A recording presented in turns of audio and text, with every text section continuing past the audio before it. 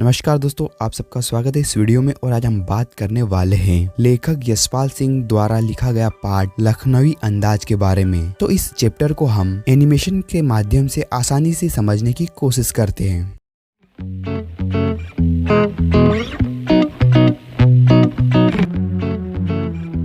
लेखक को पास ही कहीं जाना था। पैसेंजर ट्रेन चलने को तैयार खड़ी थी। लेखक ने यह सोचकर सेकंड क्लास का टिकट लिया कि उसमें कम भीड़ होती है। वह आराम से खिड़की के प्राकृतिक दृश्य देखते हुए किसी नई कहानियों के बारे में सोचेंगे। लेखक दौड़कर एक डिब्बे में चढ़े, किंतु आशा के विपरीत डब्बा खाली नहीं था। उस डब्बे में एक सज्जन पहले से बैठे हुए थे, जो सफेद पोशाक लखनवी नवाब थे। वे आराम से पालकी मारकर बैठे थे। उनके सामने तौलिए पर 2 ताजे खीरे रखे हुए थे। लेखक का अचानक डिब्बे में चढ़ना उन सज्जन को भाया नहीं। उनका असंतोष नवाब के चेहरे पर साफ झलक रहा था। उन्होंने लेखक से बातचीत करने का उत्साह नहीं दिखाया, तो लेखक ने भी आत्मसम्मान से आंखें चुरा ली।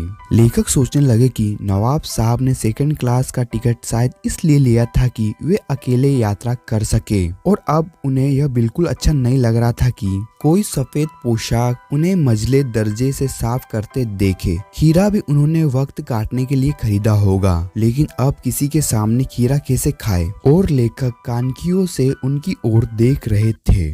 नवाब साहब ने लेखक का अभिवादन करते हुए पूछा, जनाब खीरे का शौक फरमाइए। लेखक ने शुक्रिया अदा करते हुए मना कर दिया। तब नवाब साहब ने तौलिया झटका कर सामने बिछा लिया और दोनों खीरों को धोकर पोंछकर उन पर सजा लिया।